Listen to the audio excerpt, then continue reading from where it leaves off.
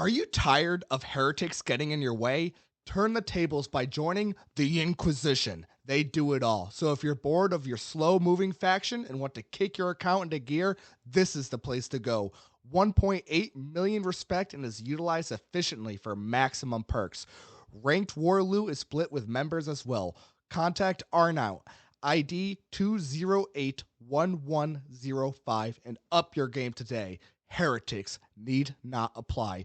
Glory to the Emperor! Ever wondered if there's a safe place to sell your items for amazing prices? Well, wonder no more, as there is Wonder's Wonderland. I'm Wonder. That's WUNDA, and I'm a trusted trader. I buy basically anything for very competitive prices. That includes private islands, SEs, rank war stuff, boosters, packs, cans, plushies, you name it, and I'd probably buy it. I am one of the most active players in Torn, so expect quick and friendly service. Feel free to send me a trade or message anytime, and let's do some business. Just holla at Wonder. That's WUNDA. This is an emergency broadcast alert. There has been a confirmed detonation of a radioactive bomb within Torn. We urge all residents to remain calm and listen to Torn Underground podcasts.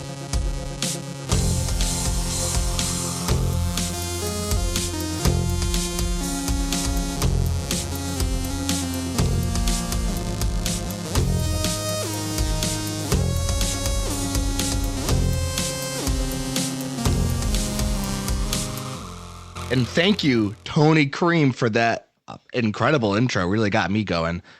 Welcome to episode 4, everybody. Here I have with me the Felon. It's so weird because we're doing this one backwards. Like, we've recorded like most of the episode before we're doing the beginning of the episode. Oh, yeah, time means nothing. This one was a weird one. Time means nothing, and life doesn't matter. And here we are to talk about Torn.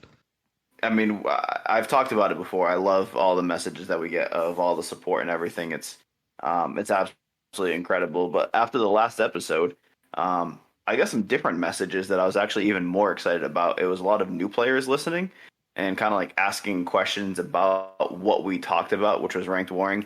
And I kind of got a question a couple times, and it was, you guys are saying all this stuff about ranked warring and rolling boosters and all this, but like, I'm so low of stats, and like, I don't know what I can do to actually help. Like, my faction always tells me that even though I'm low stats, I can help, but nobody has told me what I can do to help.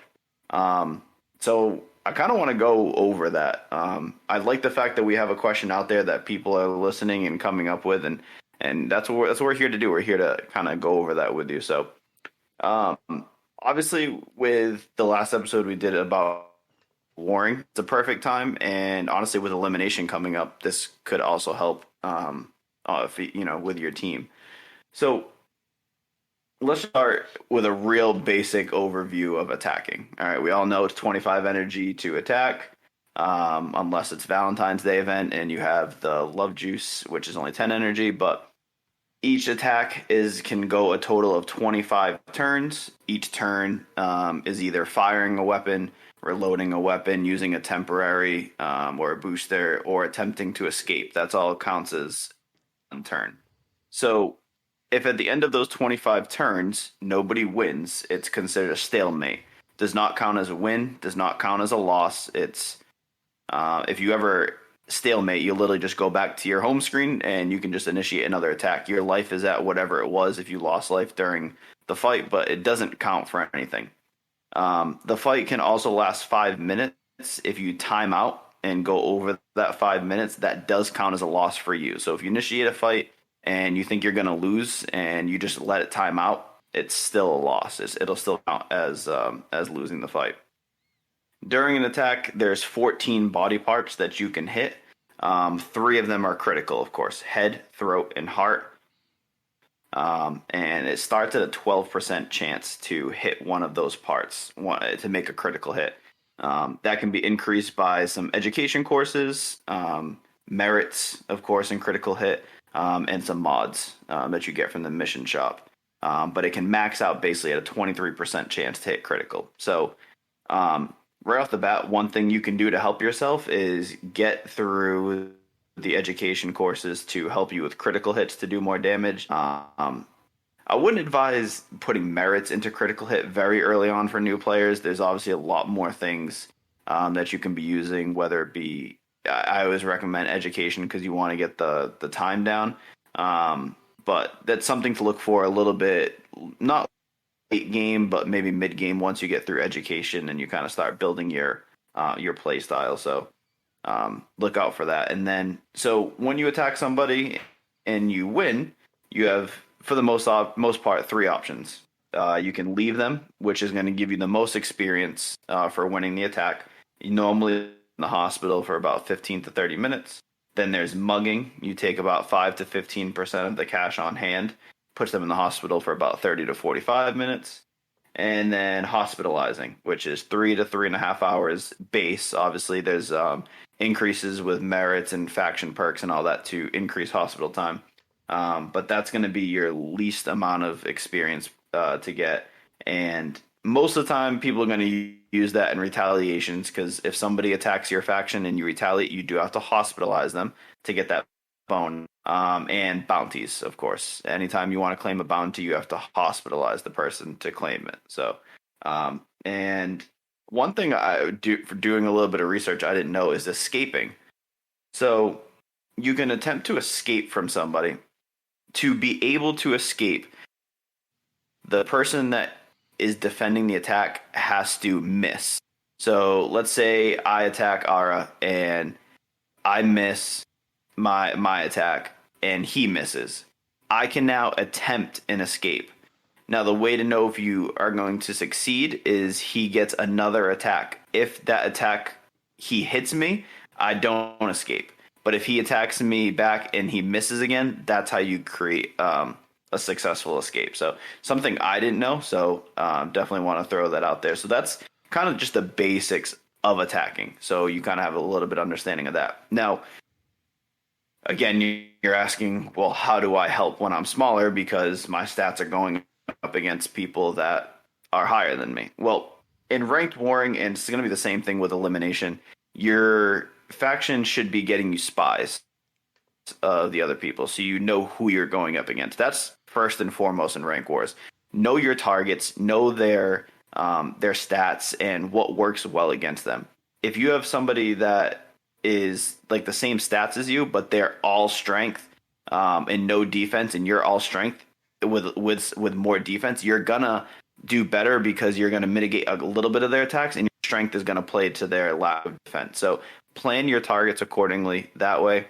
But ranked warring eliminations, it's all about teamwork. So this is my biggest piece of advice when people are asking about what they can do to help in ranked warring. So it's called suppression debuffs or distraction. It's so if you and somebody else go into a fight against the person that you're fighting, as long as you guys both make an attack on them, become distracted.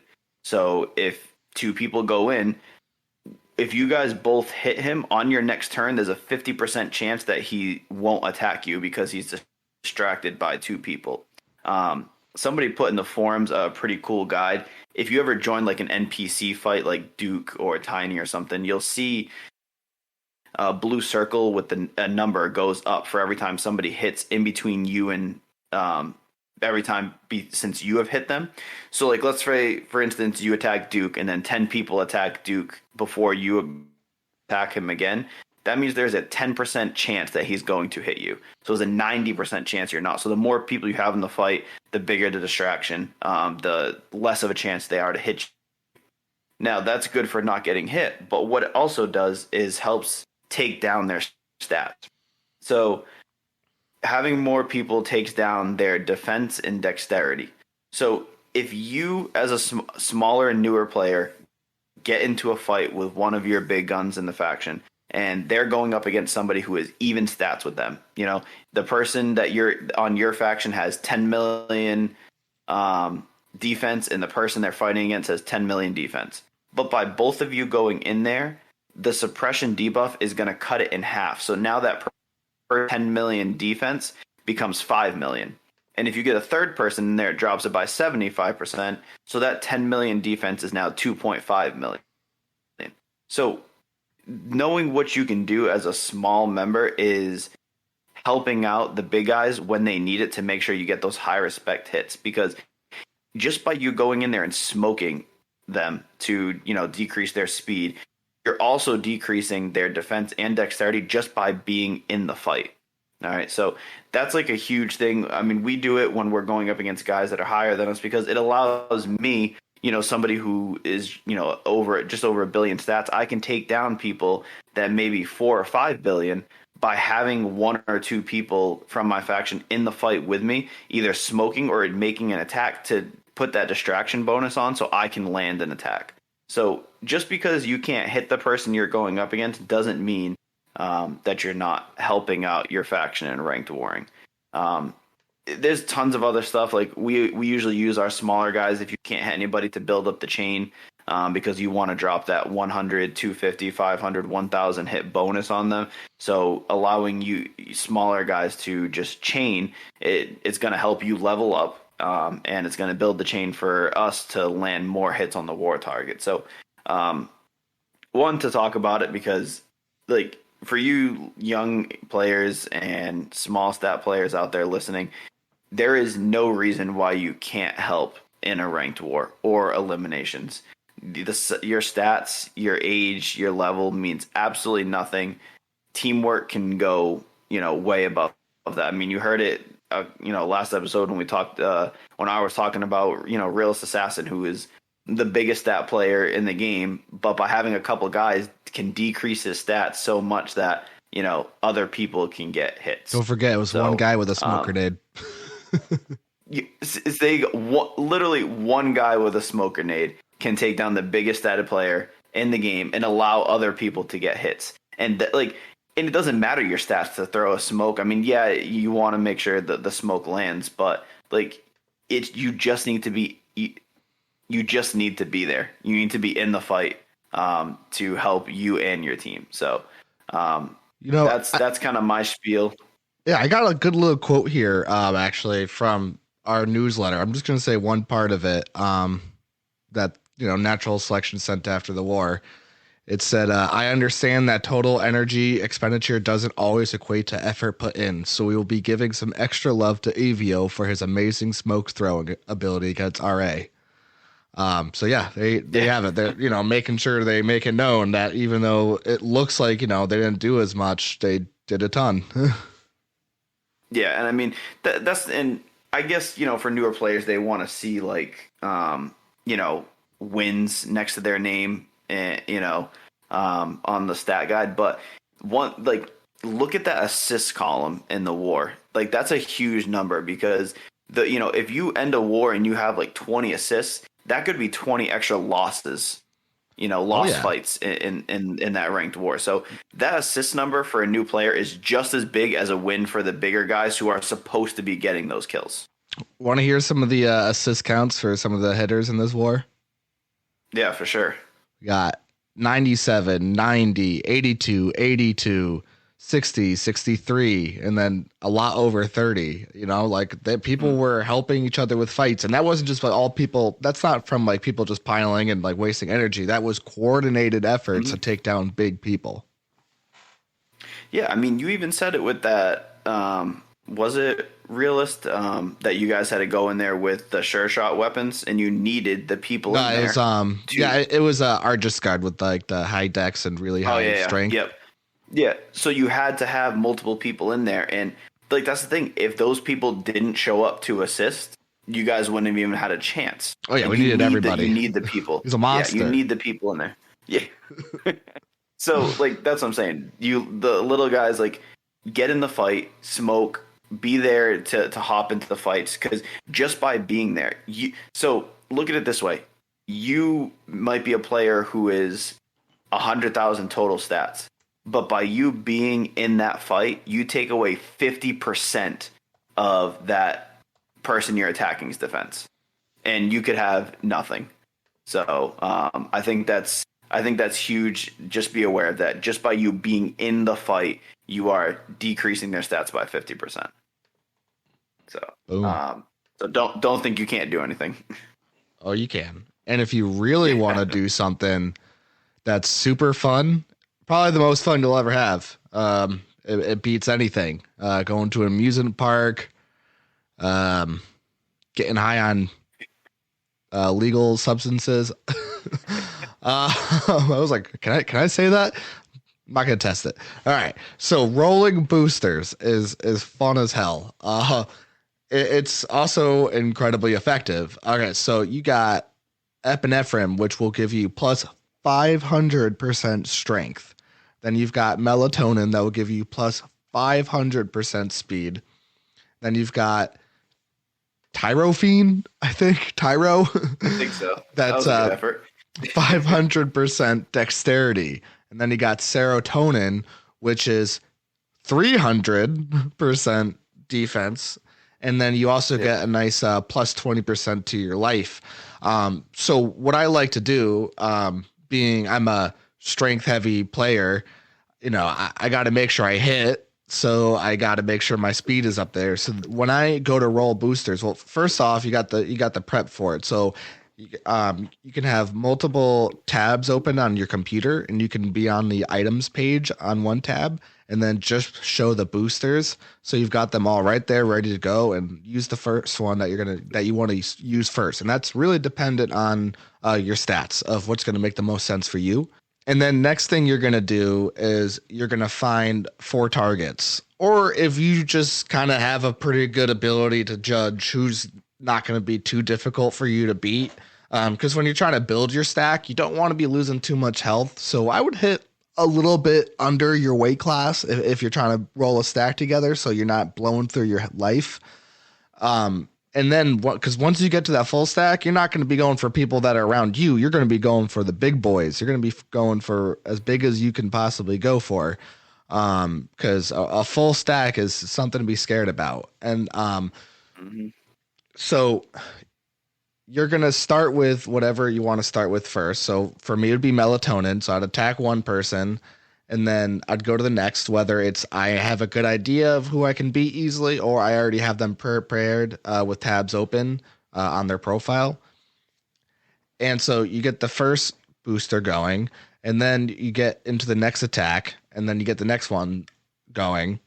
And then by the second or third one, you're going to want to use serotonin because it gives you that health boost. That's why I wouldn't suggest it at first for sure, because you want it to give you as much help as you can. So you want to get that life boost from it. So I tend to like it for the third because you'll probably have taken a little bit of damage by the third attack. And then you get the next attack in, and now there you go.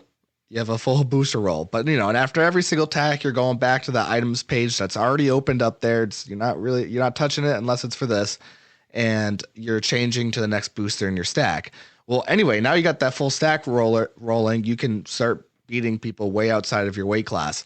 But you go back. So once you got the full stack, you go back to what was used first, and then you reapply it. And then it just keeps working on itself. Then you go to the next attack, and then you do the same. You just literally keep doing the same thing over and over again, and you're just you've got plus 500% of 3 of your stats and plus 300% of your defense. It's gonna be a good time. I really recommend it. It's won wars for the factions that do it, and that's no joke. I remember when we fought IBB, Itsy Bitsy Bikini, in Natural Selection 2, and it was like the first time that there was it was pretty much what started the whole betting on ranked wars thing. And anyway, that was the first and only time I ever bet. I bet 2 bill and I lost it. Itsy Bitsy Bikini started rolling boosters, and they had the stat advantage going in. We were super active, and people knew that we knew how to fight. But Itsy Bitsy, IVB being super active, and then plus rolling the boosters. Yeah, they changed all their because it was a territory fight, because it was set up. Basically, it was an arranged fight, and they ended up once they really took it over, and we couldn't get back on, and they just took control. They changed all of their honor bars to the brick wall, and I nearly shat myself. It was terrifying, knowing that there was nothing I could do, and they all just changed their honor bars to brick Yeah. wall. It worked. I respect the hell out of it. It was awesome. Yeah. Even though I lost 2 bill, that was an amazing war to be a part of. Yeah, So so I mean that's obviously a good point as well, though. So newer plays, if your faction has them and you can use them, for sure, it's massive. Like he just said, 500%. You're multiplying that stat by 5 times, and if somebody has a spy on you and you drop something to go 5 times your stats, you're gonna get some people a little confused as how you're kicking their ass. But if you are trying to do this on your own, they are decently expensive if you're a newer player. So it's definitely not an early game thing, but if you have access to it, and you can do it, even so, they last 120 seconds. They last 2 minutes. So if you can get this, like 4 of them in the beginning of a war and roll them all and just go through everybody who's above you, like you're going to see a huge difference with respect earned, and the amount of wins that you get just for having 2 minutes at 5 times your stats. You'll do some damage. It'll be crazy. for sure. And if you want to know the best way to get your stats up, you've probably heard of it. If you haven't, I'm about to change your life right here, because it's what you want to do. So, and this is what I started from day one, and it's why I've been able to get such high stats.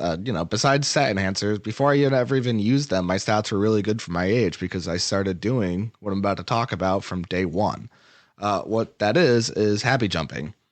So the way to make it the most effective is you're going to join a adult novelty store, and that way you end up getting the bonus of erotic DVDs will give you twice as much happy.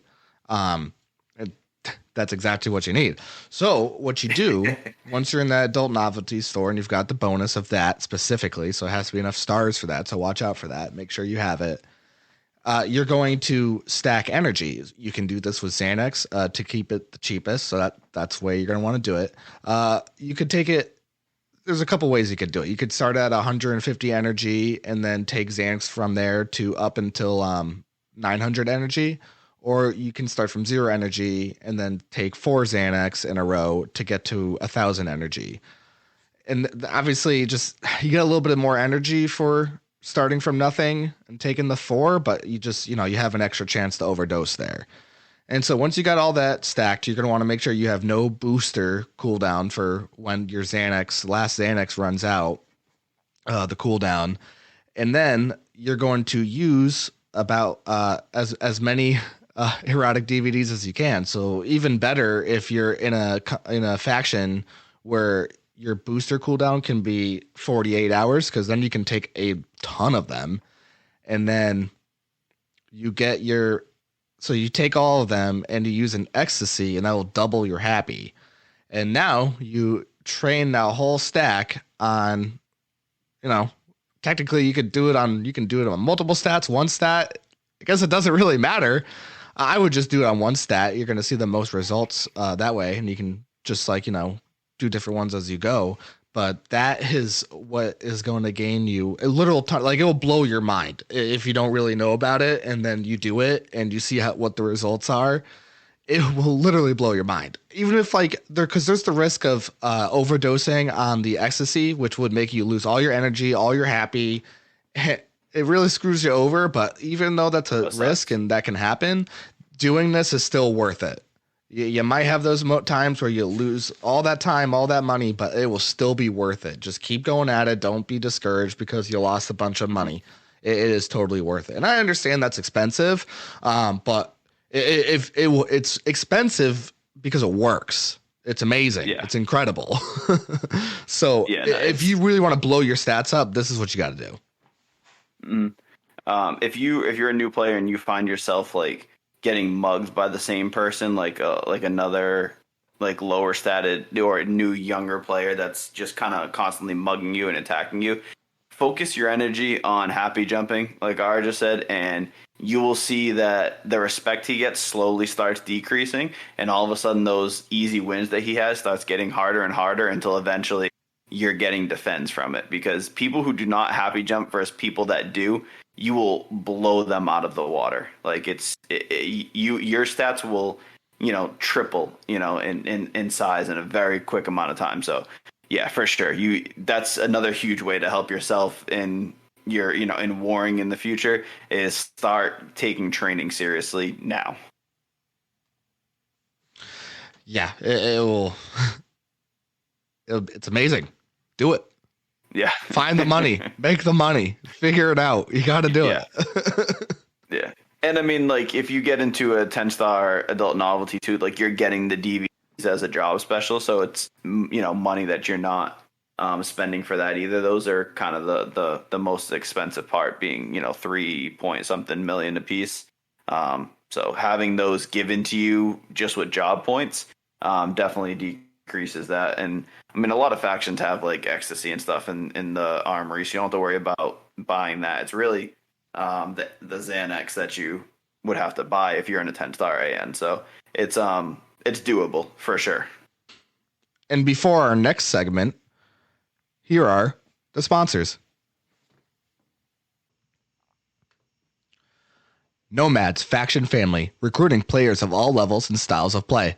Our main branch offers a relaxed environment for established players. Our medical branch is the perfect place for the new and the experienced reviver alike. And for you competitive players hungry for war, our 2.0 branch offers multiple paid ranked wars per month. With over 4 years as a family and a respected name, Nomads Faction Family. Apply now. Vaguely Canadian's Ranked Weapon Emporium, your one-stop shop for ranked weapons at all prices. Today's featured weapon is the powerful Mag 7, currently listed for $675 million. Incendiary ammo, choke, and eviscerate melee can push the damage on the mechana of primary weapons to nearly 140 damage with almost 70 accuracy backing it up. All prices are negotiable and all offers are welcome. Fill out your faction's army with our bulk discounts. Xanax, FHCs, and 30E cans may be included for payment options, and rentals can be discussed at your request. Stop in now and check back often. Find your dream weapon today. Hey, it's Ara here, giving myself a free ad spot because I've gone mad with power. Anyway, I've made a oil rig from scratch because I have 5 brain cells. So can you make it not so stupid of an idea and come work for me? I will pay 10 times your highest stat, and I'll give a $10,000 bonus for each merit point you have in employee effectiveness. So say you have 75,000 manual, and that's your highest stat. I will pay you 750,000. If you have full merits and your employee effectiveness, then I will pay you 850,000. So you can use that formula to find out exactly what I would pay you. I will also up it every single Sunday to have your pay grow with your stats. Please join and make it so that I did not completely waste $10.5 billion. I'd really appreciate that. Thanks. You are listening to The Torn Underground with your hosts, Ara and TheFelan. All right, and welcome back. So we always like to highlight some Torn drama, and obviously with if you've been in the faction discussion forums, you've seen the whole thing between JFK and Overwatch. With Radical Fanatic kind of in the middle. So we're going to be talking about that. But first, for the first time on Torn Underground, we actually have some commentary from both sides. So we get to hear from them first, and then we will, me and Ara will kind of give our point on here. But yeah, let's get to some live information from both sides of this drama. Let's do it. Crack reporters here. Give us that reporter role. Petition for us to get reporter role. All right, let's roll it. Seriously. And so now we've got Carolyn here to give JFK's side of the story. Thank you so much for coming on, and we're ready to hear the lowdown on it from JFK's side. Well, thanks for having me. So I guess, let's say, I pretty much cleared it up in the forums, I thought. So this Radical Fanatic guy, I guess is his name. I don't know. He seems to have a following or, have this reputation. But anyways, he was bountied by a JFK member. I didn't even know about it. I guess it's unrelated drama. And in response, he started bountying some of our members. So, okay, they were cool with it, whatever. And then he approached me and told me that he was going to continue to bounty our members and make this a faction issue. So I just kind of told him, it's not a faction issue, it's a personal issue, and he should resolve it accordingly. But he's pretty persistent and just kept repeatedly telling me that he was going to bounty more members. So he bountied me like one time, whatever. So I just told him, if this is going to continue, if he wants to make it a faction issue, we can make it a faction issue. So I contacted his faction leader and kind of told him the situation and said, I think this is a personal issue, but he wants to make it a faction issue. So I'm letting you know what's going on. If it continues, we'll make it a faction issue. And I don't even know who the leader is there, Ozarks or something. He pretty much said, well, this is a personal issue. And he didn't think it was a faction issue. And I said, yeah, you're right, it is. But your members making it a faction issue, and we're going to respond. So it was kind of like a going nowhere conversation, and that was the end. And we just kind of waited to see what happened. And I think he contacted my co-leader and kind of went through the same thing and said he was going to continue to bounty JFK members. That was Radical Fanatic. And so we're like, finally, okay, let's do something. So JFK decided we're going to raid. Well, 2.1 is on a training break, and Maine has just started their kind of warring season. So they're like, all right, we'll raid. And here we are. Yeah, it's so surprising that he would want to make it a faction issue. That doesn't make any sense because, like, obviously JFK is a much bigger, stronger faction than Overwatch. So it's kind of it's pretty weird to, usually when you're in that situation, you don't want it to become a faction issue. That's just so weird.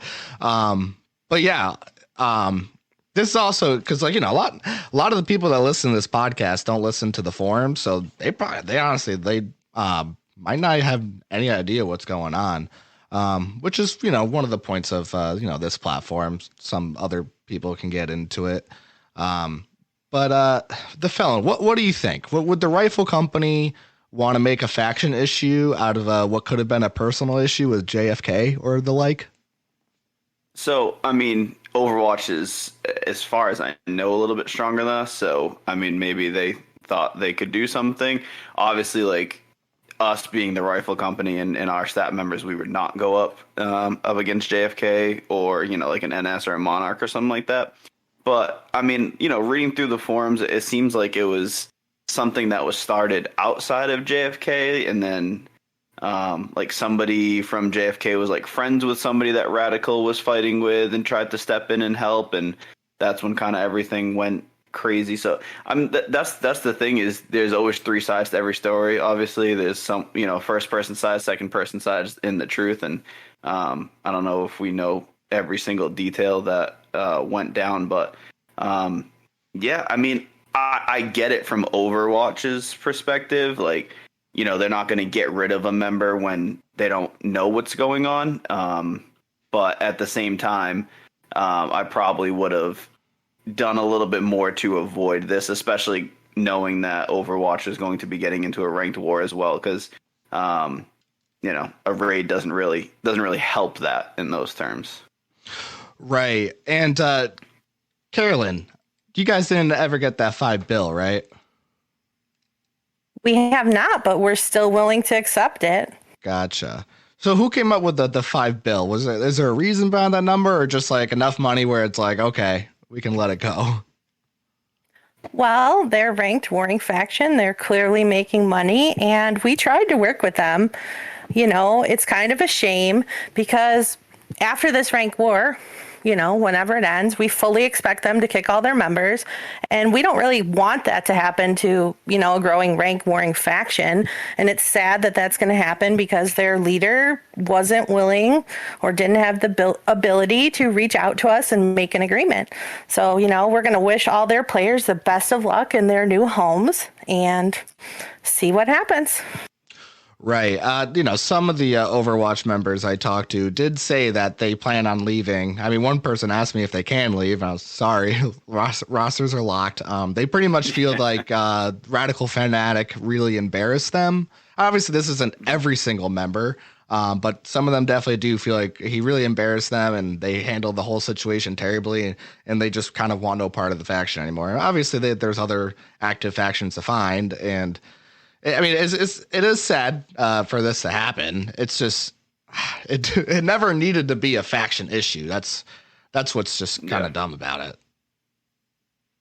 No, it really didn't. But I think this Radical Fanatic guy, we are not the first faction he has done this with. He even admittedly, said so in an event he sent me. I think I posted on the forums that, already got 2 factions involved. Why not make it 3? So, as a faction leader, you are responsible for these members, even if, you have one that steps out of line.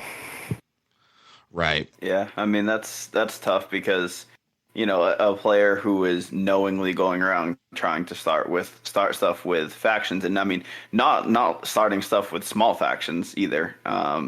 Definitely something that needs to be looked at and hopefully dealt with on their end, or and for factions in the future that he tries to go to.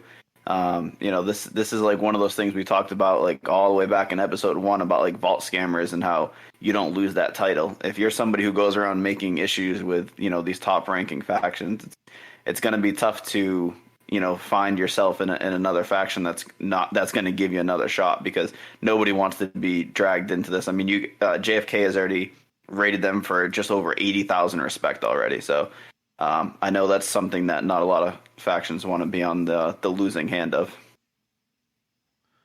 Right. And I'll give you a little bit more of a hardball question to end it. So obviously not everybody is going to agree with JFK here. What would you say to people that are just looking at JFK like they're big bullies picking on a much smaller faction than them? I mean, I think you're always going to find that in Torn. We were called that for years.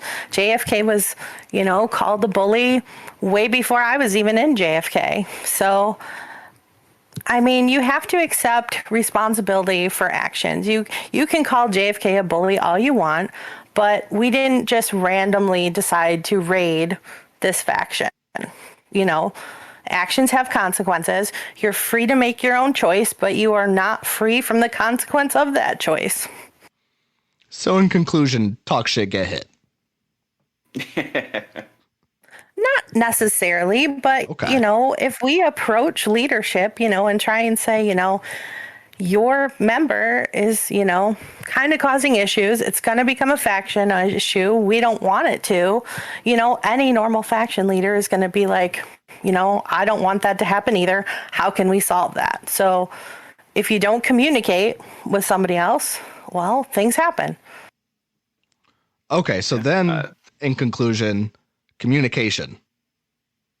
Did I get it right that time? Yeah. Yes. I would say so, right? Okay. I mean, you got to communicate in a faction, you got to communicate with other factions. That's what Torn's all about. Right. Well, hey, thanks for hopping on, giving JFK's perspective on the situation. We really appreciate it. Yeah, thank you. No problem. Happy to do it anytime. Awesome. And now we've got Glorfindel with us from the side of Overwatch to give us their perspective. Thanks for coming on the show, Glorfindel. Yeah, thanks for having me. So the initial conflict started between Radical Fanatic, who was a member of our faction, and Tilted. Radical expanded this conflict, which included a little bit of harassing, a little bit of bounties. He extended this to Tilted's friends. And one of his friends, I believe, was in JFK 2.1. So JFK 2.1's leader, Carolyn, got in contact with Radical Fanatic, who, of course, continued to escalate the situation. I think Carolyn received some bounties. The member in JFK 2.1 continued to receive bounties. And it continued from there. Ozarks, the leader of Overwatch, was finally contacted by Carolyn, who said to basically deal with Radical Fanatic, or we would be raided. Ozark responded to this by asking if that's how JFK deals with bounties on their members, is to threaten with raids. And this was when Ozarks got blocked by Carolyn and communication broke down there. 2 days before the raid started, Z Jr., the leader of JFK Maine, he demanded $5 billion from Overwatch and the kicking of Radical Fanatic. And this was also including the threat of a raid. So, receiving those demands, Ozark talked to the committee. We decided we're not going to respond. It's not a very serious offer. $5 billion for a couple bounties, not really anything to consider. And so, of course, 2 days later, the raid starts. That's basically the timeline up until this point. Right. And at this point, I know, so Radical Fanatic's been kicked and you guys haven't paid the $5 billion. So what seems to be the situation now? So, of course, if you click on our faction page, the conflict hasn't been resolved. No decision has been reached from us. We're not sure whether we want to pay we've got a big committee. We've got 16 of us, I believe. So there's a bit of differing opinions there. Some of us think paying's a good option. Some of us think we're never going to pay. There's debates going on all the time. So the general consensus is we're open to reaching a resolution, preferably one that would benefit both parties a little bit. JFK hasn't contacted us for a resolution outside of a little bit of forum banter. And we actually had a gag order on Overwatch for most of our war, the ranked war, to keep us from antagonizing or escalating. And it was mostly to keep Radical Fanatic from talking in the forums. Right. Do you guys think you should have kicked Radical Fanatic sooner than you did? No. Well, okay, because I guess you had to wait till the end of the ranked war because the rosters are. Yeah, I mean, the raid started after we were already enlisted. We were already queued up. Right. So did you kick him pretty much like right after the rosters unlocked? Yeah, I believe it was the minute the war ended. Gotcha. Okay. And just to dive into that a little bit. So a little bit of Radical Fanatic's interactions with us throughout this process was, he's very inflammatory, but talking to us, he suggested that we should kick him at the end of this war. He said, if JFK demands you kick me, kick me. And he then apologized to us for causing all the problems. Of course, he didn't expect JFK to raid us. I don't think anybody expected that. And so he kind of left on good terms, and it was willingly saying that we should kick him. Gotcha. Okay. I kind of thought I figured it was the other way around, but that was assuming. So. Yeah. Yeah. So we asked Carolyn the same question from JFK's standpoint, but so from your eyes, do you guys feel that JFK is just kind of being the bigger faction bully, to try and get what they want for this, or what do you guys like? How do you guys see JFK's involvement in this? Well, I know there's some in our faction, and it's all in the forums. You can see people's opinions there. Some think JFK is just strong arming, trying to flex a little bit. Others think they're bored. Others think they need the money. But I think this quote from, I think it's Typhoon in the forums, I think he's from JFK. He said, because this is a game, raiding is fun, and drama makes for good entertainment. I think that's what this is. This is good entertainment. Right. Yeah, I could see that for sure. True. They also have a history of punching down their weight class. There is a history to this with Yeah, a JFK. little bit. Yeah, All a right. little bit of history from both sides. With Overwatch too?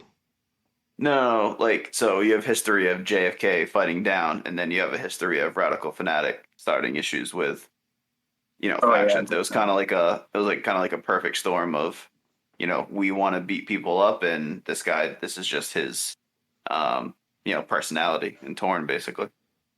Right. Well, it will be interesting to see if where Radical Fanatic ends up, if anywhere, because I mean, wherever he goes, that faction is going to know that JFK is probably going to have a problem with them. So, like, now there's kind of like two things here. There's JFK's issue with Radical Fanatic, and there's JFK's issue with Overwatch. It's technically now separate. So whoever Radical Fanatic goes to now, if anywhere, they're probably going to start messing with them and then while messing with Overwatch at the same time. So it will be interesting to see kind of like how this ends up because, yeah, as you said, it's currently not resolved. No. Yeah, and I guess we're just waiting for some kind of agreement to be reached with JFK. I think our leader's planning to contact them sometime soon, probably by the time this goes up. Yep. But we got to see what their offer is. Right. I mean, yeah, that's good because if there's one thing that we kind of ended with Carolyn with, it was communication could have helped all this. I mean, that's kind of how they felt from their side. It seemed like the communication was just like not there. Obviously I wasn't there, so I can't say whether the communication was poor on their part or your part. But it does seem like that was the whole thing about it, really. Yeah, and part of that was, blocking from their side, and part of that was just ignoring them from our side. And it's hard to enter a conversation in good faith when the first communication you receive is do this or be raided. Yeah. Right. I can get that. It makes you not really want to do whatever they're asking if they're immediately coming at the situation with a threat. At least that's my personality.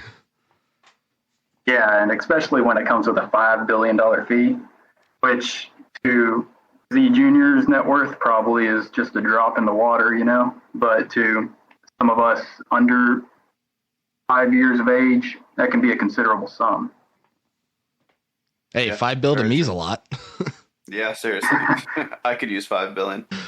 Hey, well, I'm really happy that we were able to get both sides here. So thank you very much for coming on and, telling Overwatch's side of the story. Yeah, thanks for having me on. Really enjoy the podcast. Y'all are doing great here. Thank you very much. Appreciate that. Thank you. Yeah, thank you. And so now that we've talked to both Carolyn and Glorfindel, it's time for the crack shot reporters over at Torn Underground to give their opinions on it. So I would say when I first started looking into this whole situation, I definitely felt mostly that JFK was being the big bully and just trying to beat down on the small guys. Though after talking, to multiple people about it, Glorfindel, I definitely think, Carolyn, I definitely feel like there was reasons for JFK to come at them as they did. Maybe it was a little more heavy-handed because they know how much bigger they are. I would say that's where that came in. Yeah, and I mean, so I definitely think, and we said it during, talking to them is, there's always three sides. It's one side, the second side, and the truth. And we don't really know the specifics of all the conversations. But I mean, I do think totally not, I'm trying not to be biased at all. And I'm not trying to please JFK, don't hurt me. I think JFK, like you said, I think definitely came down a little bit harder because they knew they could take them. So I think that played a little bit into it. But I mean, to be expected, you're a massive faction. Of course, you're going to flex your muscle a little bit. Like, why have the muscle if you're not going to flex it? But yeah, I think there was definitely a breakdown on both sides. I think the whole the timing of ranked warring, I think, kind of was detrimental because they messaged Overwatch to kick Radical, and right after they denied it, they got locked into a ranked warring. The member count got locked, so they couldn't kick them, and he has been kicked now since the ranked war has ended. So I hope it can end with a peaceful resolution now that he is out of the faction. I say as peaceful as possible because they've already lost 80,000 respect, I think, from the raid. But I'm hoping that it can kind of ease from there since the source of the issue is now gone. Right. And then I've also got some. I talked to some people about it, and I'm actually surprised this guy said I could use his name. We got Routhy, who chatted me up and told me a little bit about it. And, the first thing he basically says is that only that OW members are pretty pissed at RF2, Radical Fanatic, and he has been told in no uncertain terms to shut the fuck up. And that's he said they don't really care about the raid. It's more of just that the shit talking is embarrassing to be associated with. Because as we've said, this is definitely not the first rodeo for Radical Fanatic running his mouth. And this is just kind of what happens when you run your mouth. I've ran my mouth and I've been, punished for it. So Yeah. I get it. Yeah, no, it's true, and I think now that a lot of the dust has settled, and some more stuff had come out, it gets me thinking, why wasn't he just kicked in the beginning with his track record? I think if he didn't have a track record and somebody came to the leader and was like, hey, you need to kick this person right now, we're raiding you, they'd be like, why? But I think maybe given his past and along with what the threat was, it might have been a good idea to kind of save the faction a little bit of issues. But it's a game, and this is what happened from it, and Overwatch will come back from it. They destroyed in their ranked war, so obviously the raid didn't have too big of an impact on them. And no, they'll get their respect back. It's just I think honestly the most interesting part going forward now is where is Radical Fanatic going to end up, if anywhere. Yeah, and that's a good point too, because like that whole you've got that track record, and now his track record is even longer, and now it's being it's being talked about on a podcast. Yeah. There are a lot of people. Yeah, there's a lot of people that are listening to this, which is awesome. Thank you so much, everybody, for listening to Torn Underground. And so basically what that means for him, though, is there's going to be a lot more people that know, Radical Fanatic means trouble. So I don't, was it worth it? I don't know. Oof, I don't know. Only he can answer that. Yeah. And same thing like we talked about with Overwatch is that the issue wasn't really involving JFK. Radical Fanatic had some stuff going on with a player named Tilted who is not in JFK, but JFK's is friends with Tilted, so they stepped in. So, it's also, there was talks that JFK made this a faction thing because it really didn't have anything to do with them in the beginning. Like the whole bounding thing didn't have anything to do with them until their players stepped in to try and, retaliate against Radical Fanatic. Yeah, it's basically as if I started bountying and messing with Joe Schmo over in the corner. Little do I know that Joe Schmo is friends with Big Joe over in the other corner. Yep. And they're from two totally different factions, aka the Corners. Yep. And now I've got a problem with the guy in the other corner. Yeah. Yeah, so I think that's also an interesting piece of it, because this literally could have been nothing if and again I'm not pointing fingers either way, but it seems like this could have been nothing if JFK member, whoever is friends with Tilted, didn't step in. But I mean, I get it. Like, you're friends in Torn. Like, from now on, if I have an issue with somebody that's bigger than me, I'm calling Ara because he is now my best friend, stat wise. So he will beat up whoever I tell them to. So I get, I get using the muscle. But it definitely, I think that is a big piece of what caused a lot of the drama. Yeah, for sure. It didn't really none of this really needed to happen. No, not at all. I understand from Overwatch's side having, if the first, because again, we weren't there. We're not the ones that were mailing back and forth and stuff like that. If it really did, if it really did start with them saying like, hey, kick Radical Fanatic or we're going to raid you. And then Z Jr. comes in and says, and we want $5 bill.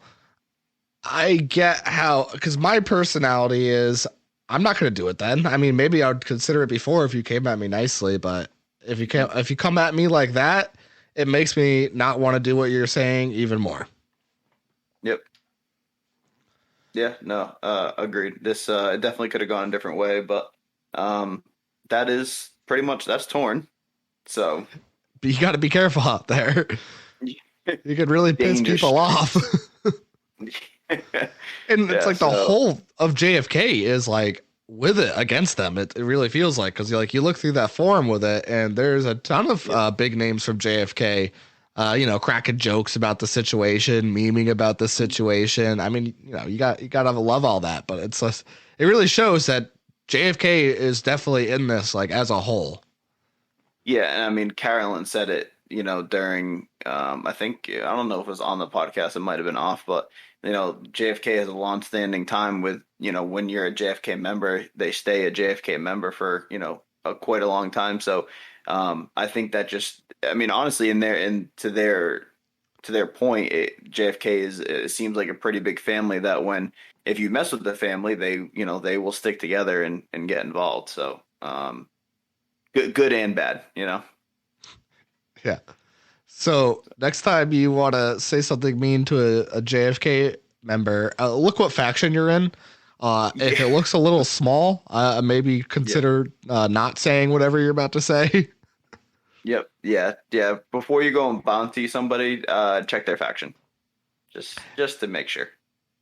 Yeah, typically factions do stick together as a team, like what you're seeing from JFK. So that's something to really seriously keep in mind. I know that I had like a big issue with a player way back when I was in JFA 2.0, and the whole team came together to mess this guy's Tauren life up. He ended up quitting. He quit the game. They basically attacked him, bountied him, and ridiculed him enough to the point that he quit. Is that right? Well, he said he wanted to. He was basically a pedophile. He said I forget exactly how it came up, but it's like he basically said he wanted to do bad things with my little sister, who was very young. So I would say he got what was coming to him. I wouldn't say that's a good outcome for a lot of situations, right? Like, Radical Fanatic seems like he says a lot of bad things, but like if it doesn't get to like that level, then you don't need to put the game over it. He's playing the game. I mean, oh yeah, I'm not saying he's quitting. He's definitely still playing the game.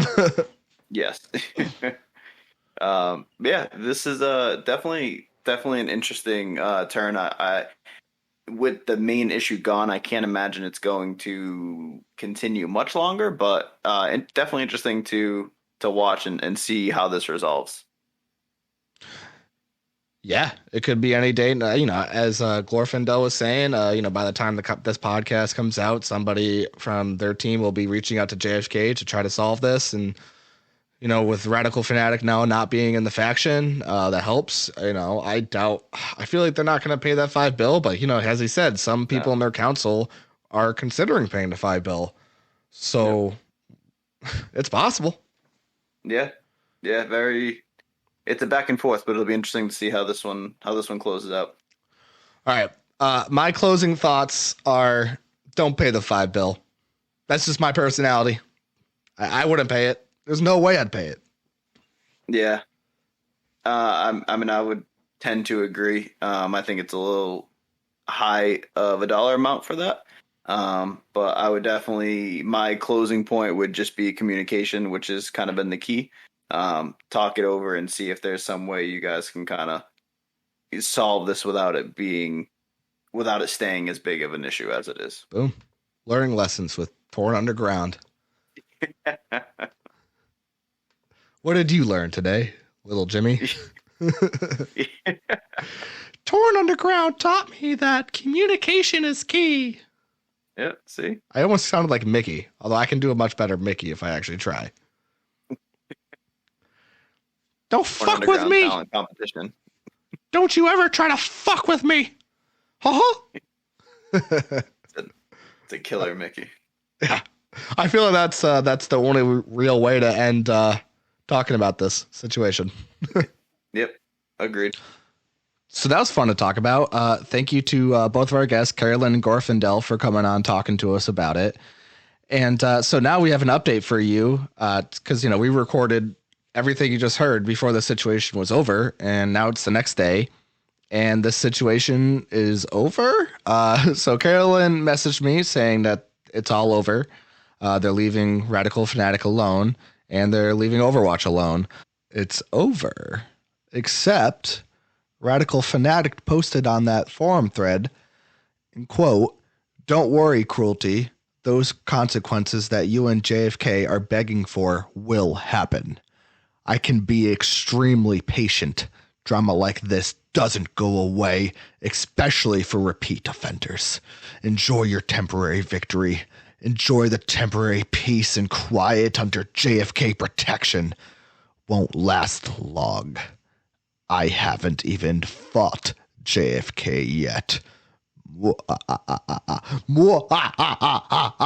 Okay, he didn't put the muhaha. I decided to add that. But the rest was exactly what he said there. So that's something to look forward to in the future when Radical Fanatic takes down JFK by his bare hands, I guess. I guess that's what's going to happen. Well, we'll see. You are listening to The Torn Underground with your hosts, Ara and TheFelan. All right, and now for our player spotlight today, we have Self-Indulgence here. Now, we went a little bit different of a direction. We've talked to a lot of kind of older players, but for this one, we're going to talk to somebody a little bit newer and get their take on the game. So, Self-Indulgence, welcome to the podcast. Thank you. Great to be here. Appreciate that. So we'll start with just like the general question that we normally ask everybody to get it started. But so tell us about how you got your name and how you found Torn. I got my name because I've been using it on my Xbox for the last 10 years. I've been playing games since I've been using since Commodore 64 days playing Zorik. And Self-Indulgence has kind of stuck around with me the last decade. And how I found Torn is that I was just looking for a game to play. I needed to kind of have an escape, and I found it. So, and just on from there. It is an escape for sure. Yeah. Yes. Definitely be somebody completely different. So,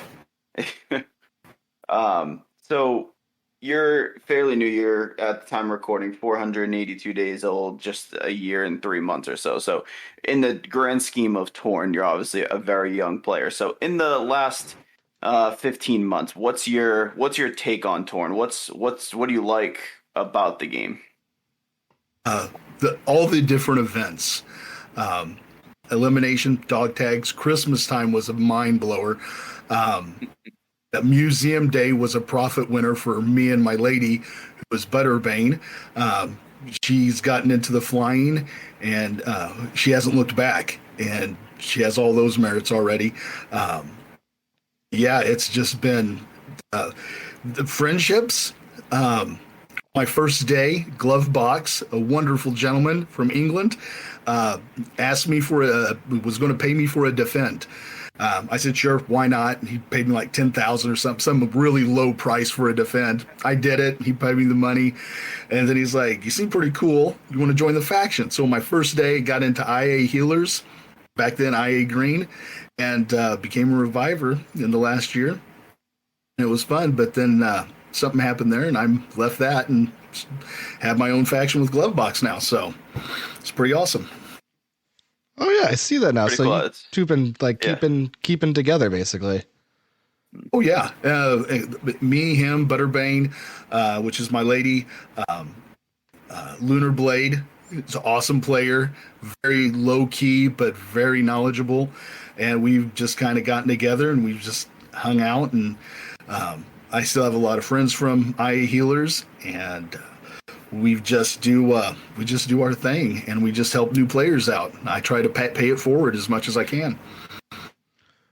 Right, I'm even seeing that you've got the whole like you've all got the same glove box, self-indulgence, and Butterbane. You all got that same. So where's this cat from that I'm seeing in all the SIP profile pictures? That's Apocalypse Meow. So that's our faction name, and we're always looking for new members. So drop an application.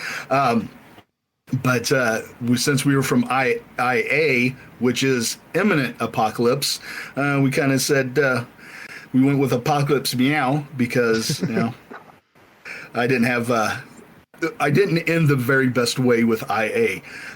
Me and Easy E didn't have a good separation there. So, well, I like the play on words there. So you created the character basically of Apocalypse Meow.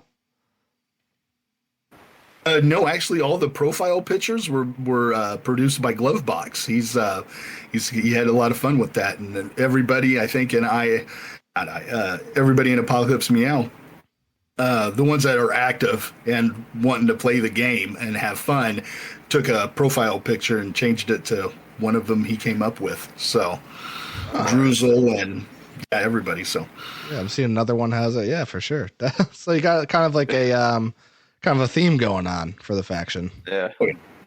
Oh. I like that. I was looking at your profile as well, and it looks like last year you took part in eliminations, and was on Pandemic. Any plans to take part this year again? No, no. I'm in with a young faction now. I've worked hard to get that respect up there, and I will not be taking part of the elimination because I would be hemorrhaging respect. Crazy. That's true. Even though I'm a lot stronger now, I had no idea what I was getting into back then, and I do now. So I'm not going to get into it. Maybe next year for sure. There you go. I hate. Yeah, go ahead. So you're obviously a newer player, and I'm learning new things every single day about the game. But so what's it been like being, still learning the game, but also running a faction now? Like how do those things kind of play into each other? I pick up on things quickly. Like I said, I've been a gamer for the last 30 years. I'm 51, so I pick up on things really quickly. It just takes time in Torn, that's one of the aspects I love. It's not super leveling up quickly. It's just you work, and there's always goals, and there's always that next merit, and there's always that next 100,000 to earn or that next million.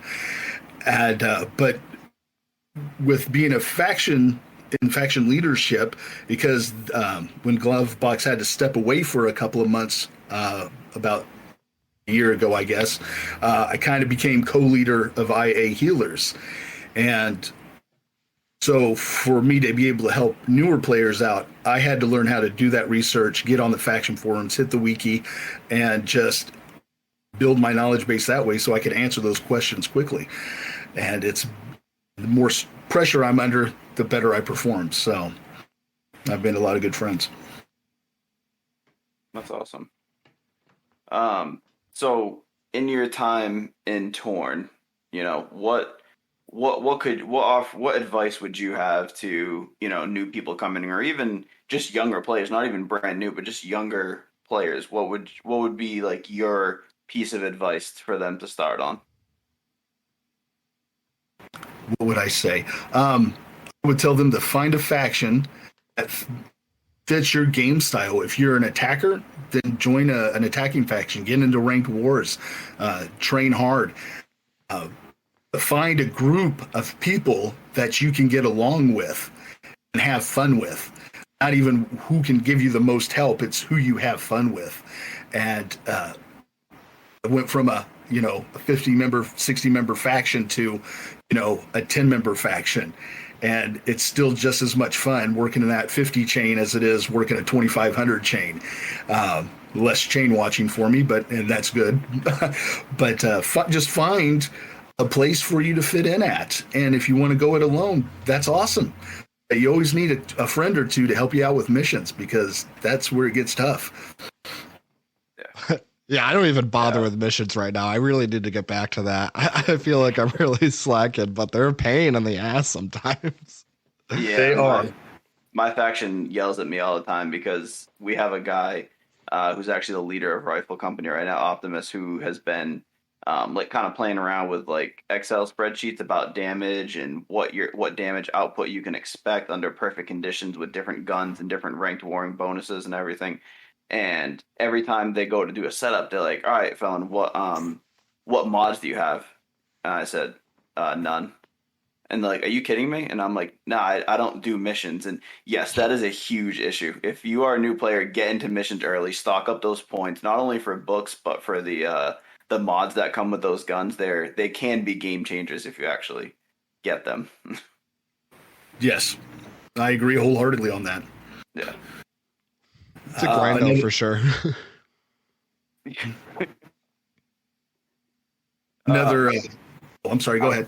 No, I was looking at your stats and your profile. I see a stat that you don't typically see amongst new players.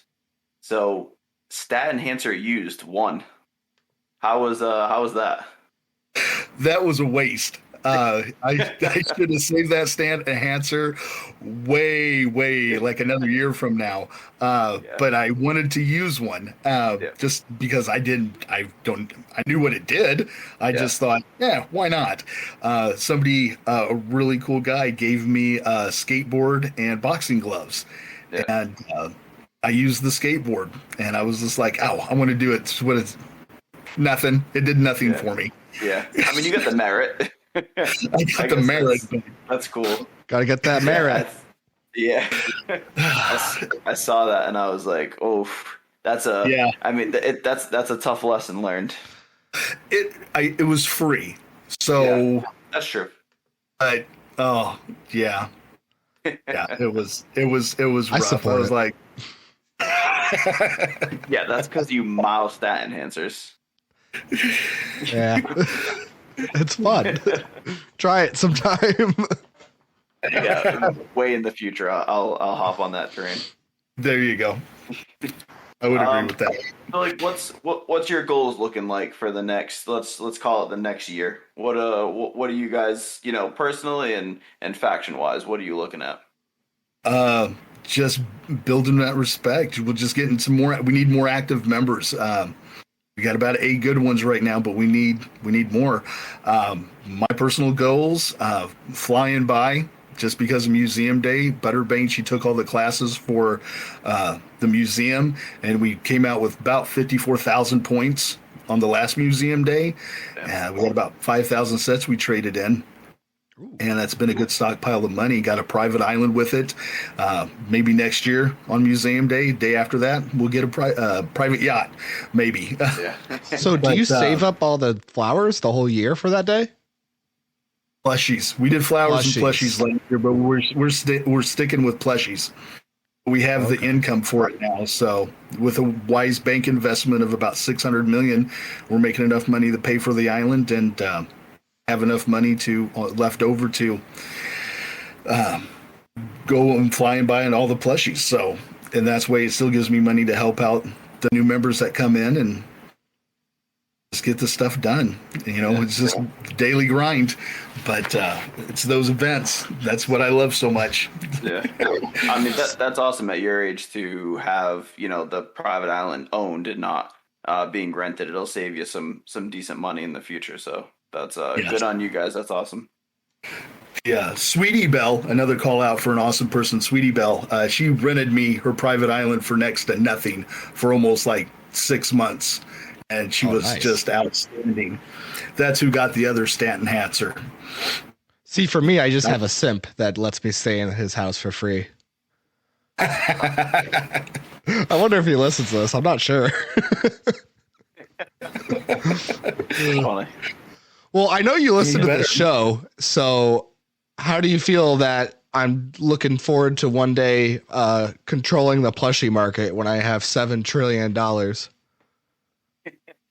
would be awesome, just as long as I'm on your boat. Yeah. There you go. Get those connections early. That's right. That's what it's all about. That's it. Yeah. You ever need a free revive, let me know. I'll let you have some plushies. Yeah, say for plushies. See, there's only one big flaw in my entire. Well, I realize there's a big flaw in trying to say I want to control the plushie market. I can't go around to every single place just buying up all the plushies, no matter how much money I have. So it doesn't even make any sense. Yeah, that's what the people that fly are for. Yeah, exactly. If you have a faction that's have same goal orientated, you can do it. The plushie faction. Everybody, plushie faction. Just gather them all up and sell them off. I mean, shit. NS has their mindset when they go to a country and just kill everybody who lands there. So I mean, why not just buy up all the plushies too? You know. Yeah, we definitely have to do that again. Yeah, can you let me know so I don't fly anywhere? Make natural selection great again. Oh God. That's terrible. Oh. I almost threw up a little bit saying it, but you know.